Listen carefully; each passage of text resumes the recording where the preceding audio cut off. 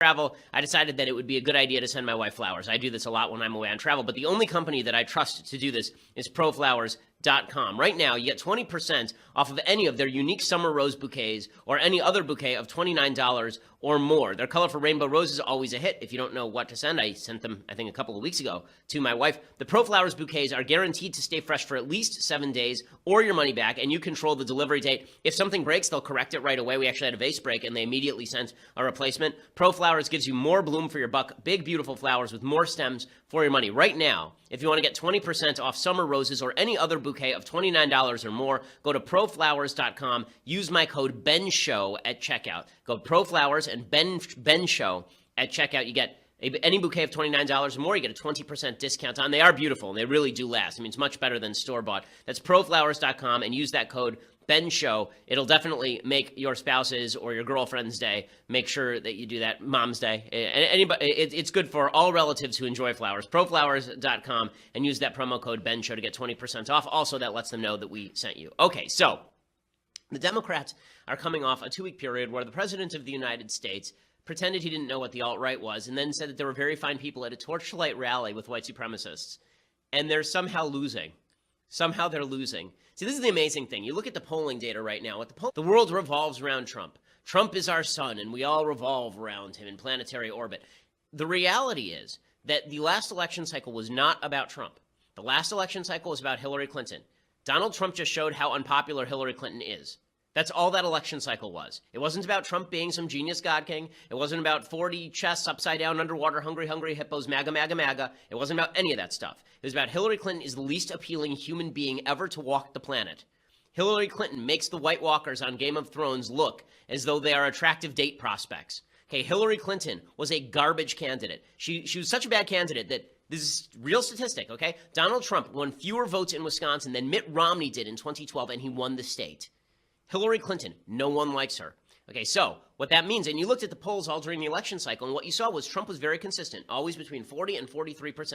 The entire election until he got to 46 right at the end. Hillary Clinton was bouncing around between 50 and 39. 50 and 39. It's a really broad range. That's a really broad range. So what Democrats seem to neglect in all of their hatred of Trump is that they have to not suck. And they are failing at this very simple task of not sucking.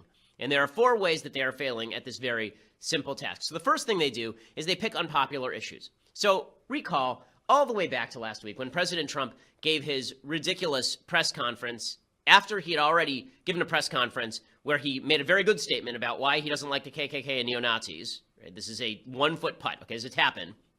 The next day he comes out and he says, well, what I said yesterday? No. And so he does that for no reason. And all his advisors are saying, dude, what? Like John Kelly is looking around and saying to himself, I can't believe this is my life now. Right? Everyone is wondering what he's doing. So the Democrats have a great talking point. They have a great talking point. I can cut the Democrat ad for them. Okay, the Democratic ad is Donald Trump saying, okay, it's a clip from the Charlottesville rally, the Friday night Charlottesville rally with all of the white supremacists and Richard Spencer and people chanting, Jews will not replace us. And then a clip of Donald Trump saying, very fine people were at that. And then a clip of Donald Trump with ex-congressional candidate shaking his hand. That's the ad, right? The ad writes itself. It's the easiest thing in the world. So what do the Democrats do? They do the thing that they are the best at. They are unbelievably stupid. They decide that what is deeply important is to talk about Confederate statues, right? This is what they're going to talk about, Confederate statues. So they move from an issue where 95% of the population agrees, neo-Nazis, bad, and they move instead to an issue where 50% of the population thinks they're wrong. Okay, there's a Quinnipiac poll that came out yesterday. It showed 50% of Americans don't want to get rid of these Confederate memorials or don't care about it, and 39% say they want to get rid of them. So what do the media choose to do? What does the left choose to do? Let's talk about Confederate memorials. Do you understand how dumb this is? Just how cataclysmically stupid this is? Okay, it's incredible, and it's exactly what the alt-right wanted. Why do you think the alt-right rallied around a Robert E. Lee statue? You think they did it because they really care that deeply about a Robert E. Lee statue? The reason the alt-right and white supremacists rallied around the Robert E. Lee statue is because they were attempting to demonstrate to the public that there was a broad swath of people who agree with them.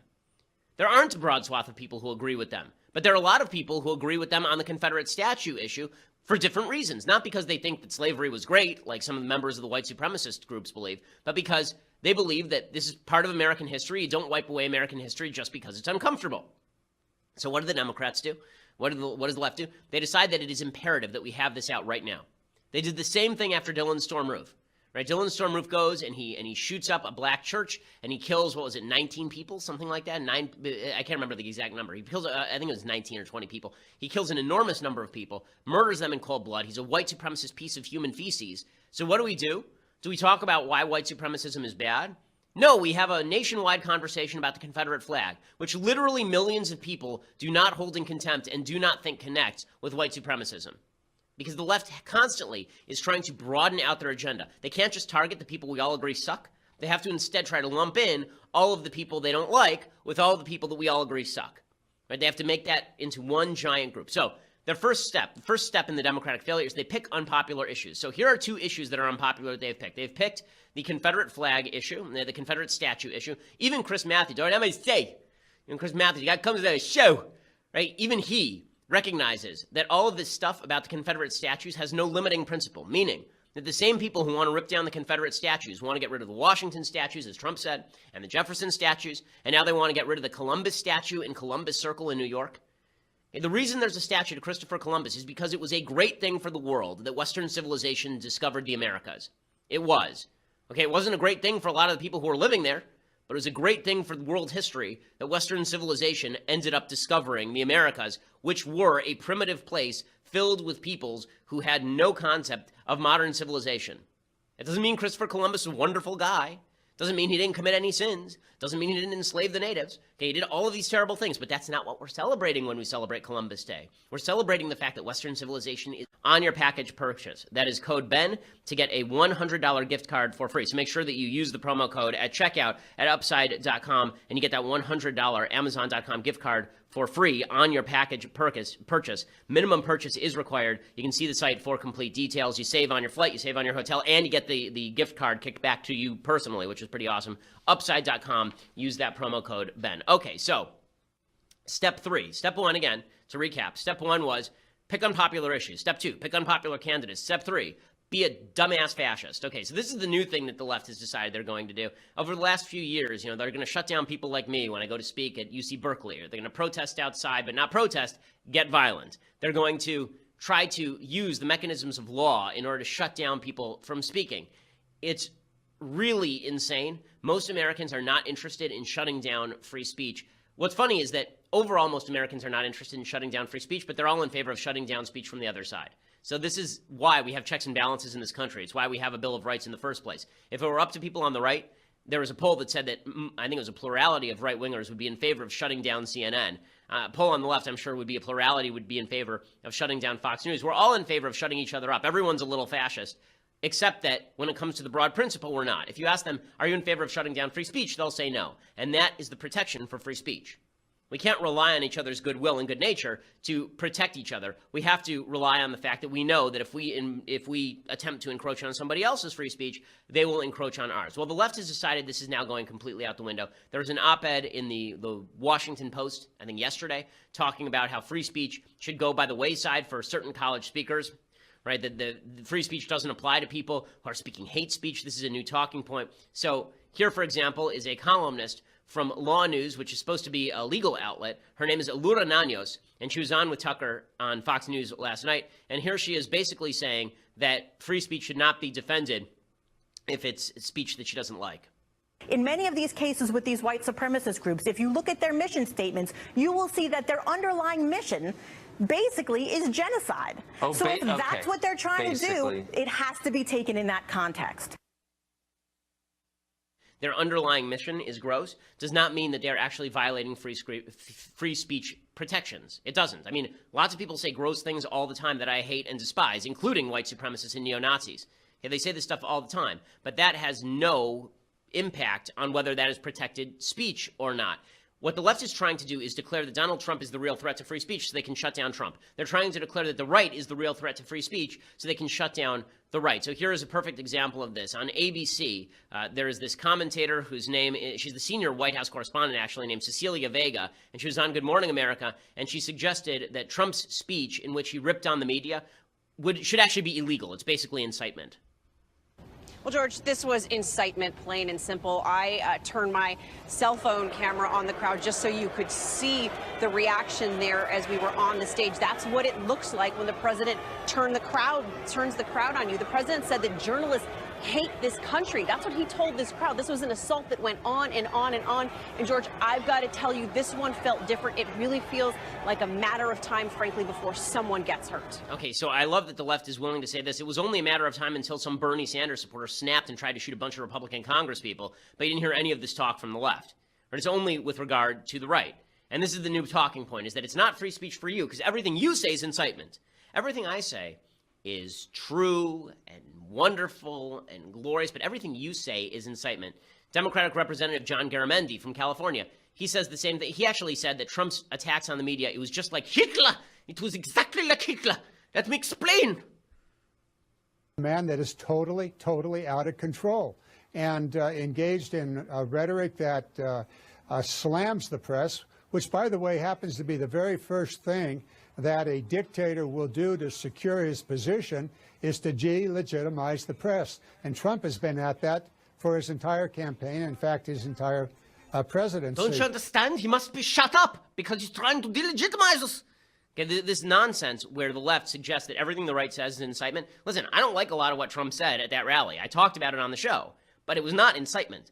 You know, later in the show, I'm going to do the big ideas. What we do on Thursdays here, I'm going to explain to you what the legal standard for incitement is so that you know, so that you don't fall prey to the stupidity of people who say things like fire in a crowded theater and have no idea what the hell they're talking about. I'm going to give you the full background on what the law says about all of this. But suffice it to say, what Trump did the other night was not actual incitement. It was not incitement under the law. Okay, so those are the three things, first three steps, and we'll get to the fourth in a second. So first three steps were pick unpopular issues, pick horrifying candidates, and then be a fascist. Okay, step 4 is, I think, the most telling one of all. But for that, you're going to have to go and subscribe. So $9.99 a month gets you a subscription to Daily Wire. You get the rest of this show live on video. Later when we post it, you get it free of the ads that I talk about on the show. You also get Andrew Klavan's show live. That's happening in about an hour here. You get Michael Knowles' show live, God help us, at 12:30 today.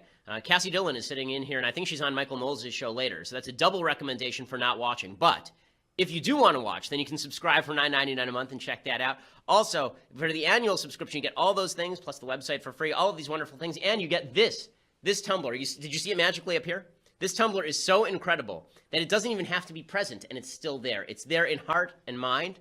No one brought this here and just put it on the desk in the middle of the show because we had forgotten it or anything, okay? It wasn't there, and then it was there. That's how great this tumbler is. It's where you need it to be at all times. For $99 annually, you get this, the magical Leftist Tears hot or cold tumbler. It will make your life better. You'll never have to look for it because it just appears wherever you're looking. It's actually slightly creepy. You open up a closet, boom, there it is. You get up in the morning, you go in the bathroom, boom, it's on top of the toilet. You just never know. But it's great. You're going to love it. $99 a year gets you the subscription plus this, the greatest of all tumblers ever created by God or man. So you'll get all of those things. Or if you just want to listen later on iTunes or SoundCloud, go over there, subscribe, leave us a review. We always do appreciate it. It helps us with the rankings, so thank you for that. And we are the largest and fastest growing conservative talk show, podcast on the interwebs, in America, in the world, in the universe, anywhere.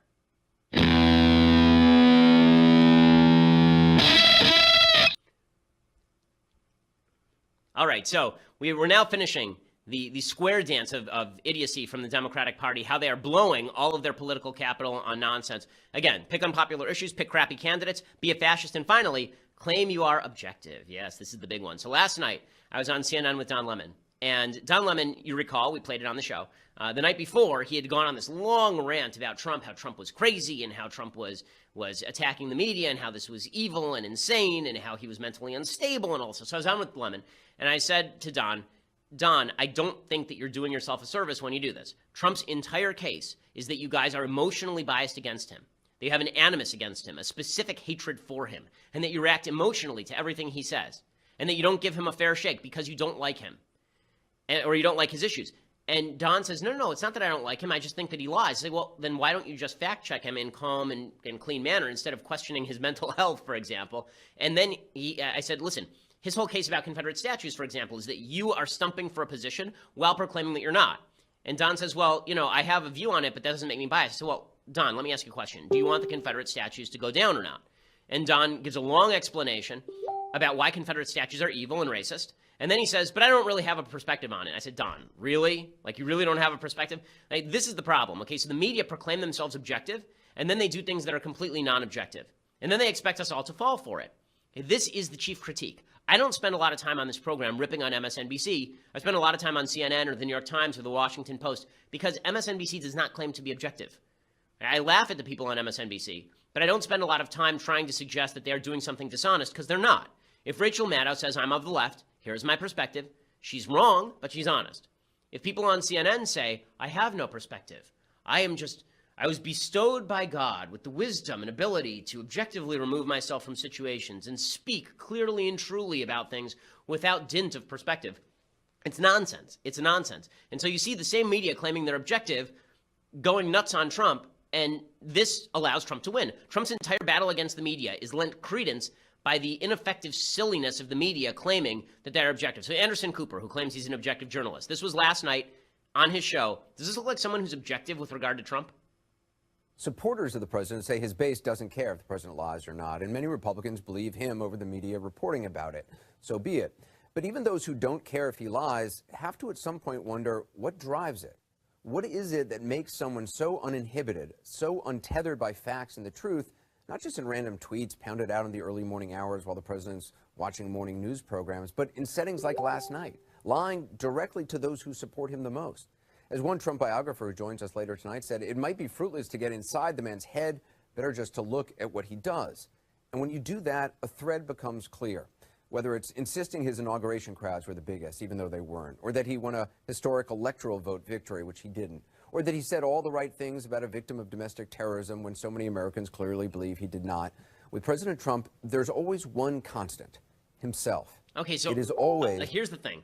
What Anderson Cooper is saying, forget about whether it's true or false for a second, because I think some of the critique here is actually not wrong. I think some of it's overblown, but I think some of it's right. I think Trump obviously is an incredibly narcissistic guy, a very egocentric guy who takes himself far too seriously. I think all of that's true, but I am an opinion commentator. Anderson Cooper is a quote-unquote journalist. He's a quote-unquote objective journalist.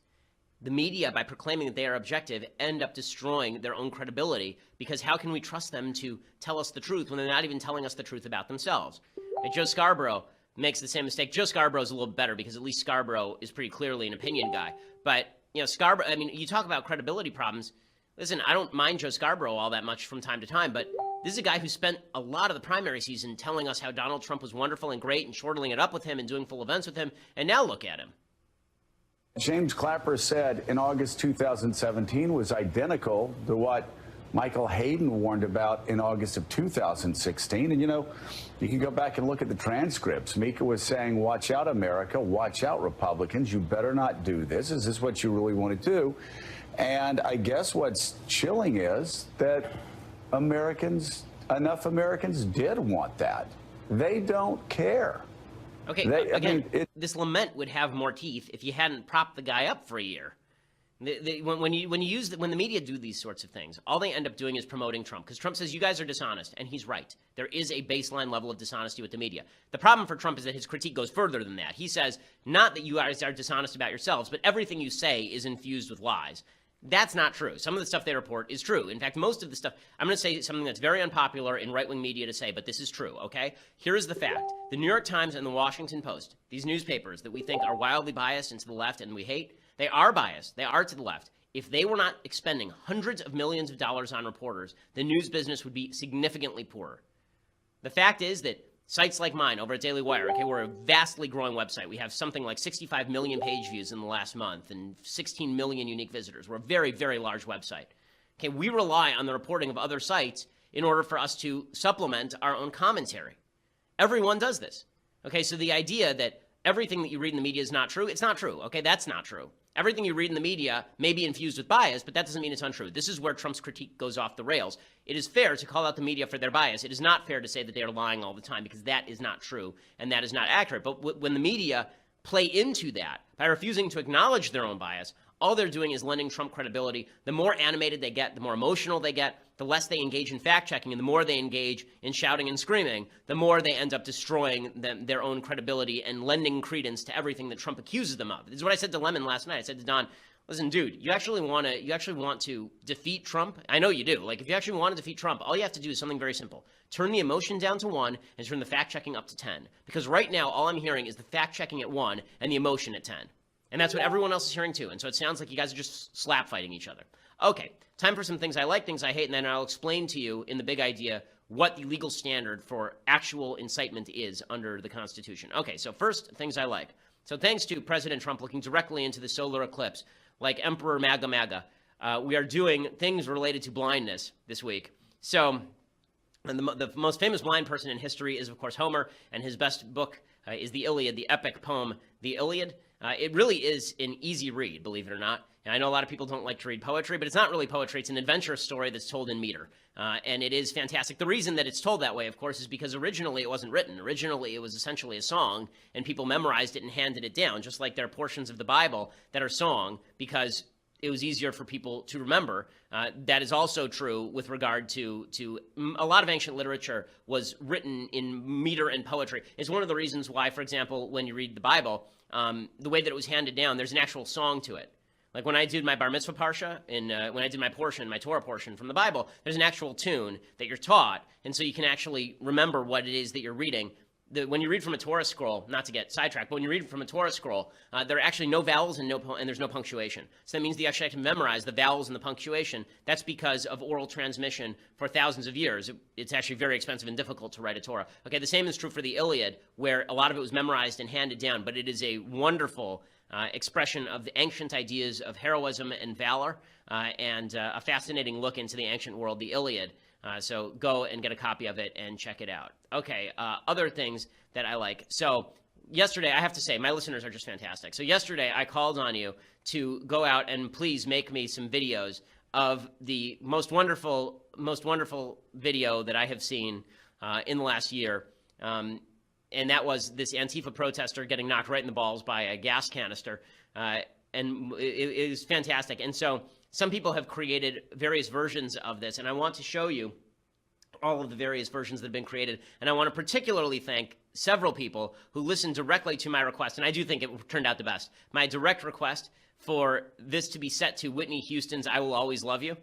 And we'll play that last because it's just spectacular. It came out you guys are great. It came out just like I imagined it. You know, I imagined it, the picture was in my head, and it came out just as I had imagined it. It was beautiful. It sprang directly from my head to your keyboard and now onto your screen that you're about to watch. So first, you have to see this in slow motion because the slow motion is pretty spectacular.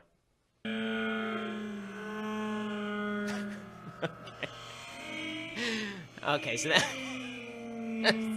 You know, in the movie Idiocracy, there's a show called Ow, My Balls. And they say that's sort of the end of Western civilization. Yeah, that's what we're going to do now. We call this segment Ow, My Balls. Okay, so this also was great. Somebody set this video to WWE announcing, and it is very, very good. Come on. Enough is enough. Y'all don't do this, John. Good God Almighty. Oh, my God. Oh, my God. Oh, somebody stop the lyrics. Enough's enough. The poor son of a, he's broken in half. Okay, and then somebody put this little GIF together. I'm still undecided on GIF or GIF, but here is this is pretty amazing. I love it. This is Trump. They flipped around the footage so that it works visibly. Trump is not actually a lefty, but here's Trump. And for those who can't see, it's Trump golfing, and then it morphs right into this video.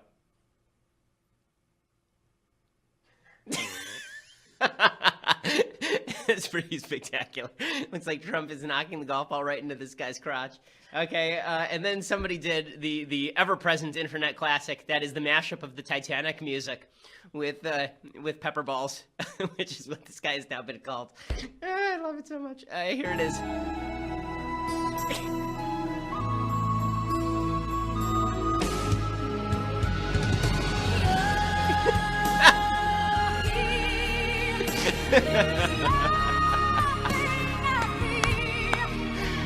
It's never gonna get old, man. It's so good.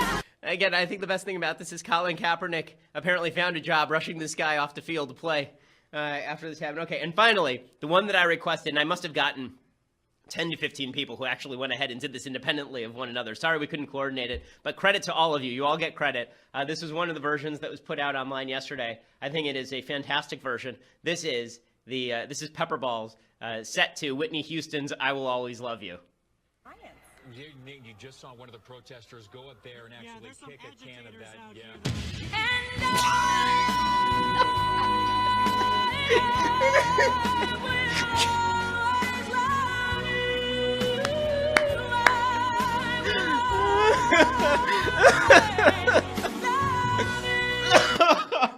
Okay, I'm sorry. I need to watch that one again.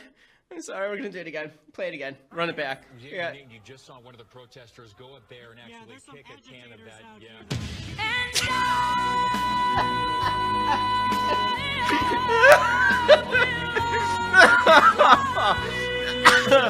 Oh, it's not often you get to laugh at somebody's pain, and it's great. It's great. So okay. Thank you all for doing your level best to make the Ben Shapiro Show great again. Fantastic. Okay, time for a couple quick things that I hate, and then I will explain to you what legal incitement is. No, this doesn't count as legal incitement. This counts as me laughing at a guy getting knocked in the crotch for kicking gas canisters at the cops. Okay, so time for some things I hate. Okay, so the first thing is the CEO of an organization called Cloudflare. Cloudflare is a hosting organization, and the CEO banned the neo-Nazi website Daily Stormer. Suffice it to say, I am not particularly hot on the Daily Stormer. I think that Nazis are evil. You see this thing on the top of my head? It means that they would have murdered me, right? So I'm not big on neo-Nazis. I'm not big on Nazis. But I'm also not big on Matthew Prince, who's the CEO of Cloudflare. So he discussed the web hosting company's decision to remove Daily Stormer from their servers. And here was his explanation. I found the Daily Stormer repugnant. I am not shedding a tear that content isn't online anymore. But one of my fellow employees came up to me the day that we took it offline and said, hey, is this the day the internet dies? There was no due process. Okay, and then he went on to say that he said, I am deeply concerned I had the authority and the power to wake up one morning and say, I'm done, I'm sick of this, so screw them, they're off the internet. But he did it anyway. And this is the problem. If you recognize that your goal here in a service like Cloudflare, which is not an ideological service, and you didn't have any preconditions as to what could be posted, obviously. I assume they still host a bunch of bad sites, things that most people would consider bad. If you are essentially posing yourself as an open server and then you're banning people, it's not illegal. It's a private company, but it definitely verges on the nasty to violate your own prescriptions on free speech, because what's to prevent him from knocking Daily Wire off his servers if he doesn't like the material that we're posting? These standards are malleable. I wish they weren't. I think there are things like Daily Stormer that virtually everyone agrees are garbage, but opinions change, right? I mean, the fact is that now, if you are anti-same-sex marriage, you're considered so bad that they're going to get rid of you at Mozilla, right? So where does the standard actually take place? I think this is dangerous thinking. Okay, so I want to get right to the big idea because I think it's actually important to discuss this. So the big idea, today we're going to discuss incitement. You've heard the phrase, shouting fire in a crowded theater. This is what people use as an excuse to shut down free speech. Oh, the government should be able to shut you up because it's just like shouting fire in a crowded theater. No, the point of shouting fire in a crowded theater is that you are, number one, saying something that is untrue, because if there actually is a fire, then you have to shout fire in a crowded theater. But number two, if you shout fire in a crowded theater, not only does it have to be untrue, it also has to present actual danger. The problem with doing it in a crowded theater is that presumably people will trample each other to get out based on a lie. That was the point of the language. It comes from a case called Schenck versus United States. There's a long history in the country of censorship, and then over time, censorship has actually gotten less stringent, not more stringent in the United States. So this case from 1919, the court ruled that censorship under the 1917 Espionage Act under Woodrow Wilson, Democrat, was okay for a pamphlet from socialists claiming that the draft was a form of slavery. They suggested that the language created a clear and present danger of bringing about lawbreaking, and so Oliver Wendell Holmes wrote, the question in every case is whether the words used are in such circumstances and are of such a nature as to create a clear and present danger. So this created what they call the clear and present danger standard for what was not protected by the First Amendment. They created clear and present danger. In 1923, there's another case called Gitlow versus New York, and the court held that using a criminal anarchy statute to prosecute people advocating for the overthrow of the U.S. government was fine. The court said it does not restrain the advocacy of changes in the form of government by constitutional and lawful means. What it prohibits is language advocating, advising, or teaching the overthrow of government by unlawful means. These words imply urging to action. Oliver Wendell Holmes, the guy who wrote the Fire in a Crowded Theater line, he voted against this. He said that did not create a clear and present danger. Where this really was rebutted, where this entire line of argument was really rebutted. So when people say fire in a crowded theater, it really doesn't apply anymore. That's because of a 1969 case called Brandenburg versus Ohio. Brandenburg v. Ohio was a case in which the Supreme Court held that speech tending to promote lawlessness or advocating illegal activity cannot be restrained by criminal laws unless the speech, quote, is directed to inciting or producing imminent lawless action and is likely to incite or produce such action. So that's a two-pronged test, right? One, that my design is to produce in you some sort of violent action. I say, Cassie, go shoot Mathis. And that it has to be likely to actually produce that, right? It's likely to incite or produce such action. So I have to make a strong case for why she should shoot Mathis, like he's doing a crappy job today, right? If I do that, then maybe it's illegal. But in this particular case, the court found that at KKK rally, where somebody talks about revenge against the president and Congress, if they continued their scheme of supposedly oppressing whites, they said that is not incitement under the law. So if that's not incitement under the law, nothing that you saw today, nothing from Trump, nothing from Bernie Sanders, nothing that has been said on this program, none of it's incitement. So next time somebody says fire in a crowded theater, suggest to them they don't know their law. The governing standard is imminent lawless threat, okay? The governing standard is imminent lawless action likely to incite. That's the standard under Brandenburg versus Ohio. That's the legal standard. The left likes to cite the Supreme Court. Okay, you can cite that case back to them because that is the governing standard, not the old clear and present danger standard that has largely been changed by Brandenburg. Okay, so we'll be back here tomorrow. And tomorrow, thank God, is a Friday. We're getting close to the end of the week, folks. So be here tomorrow. Make sure you subscribe so you can be part of the mailbag, and we'll see you then. I'm Ben Shapiro. This is The Ben Shapiro Show.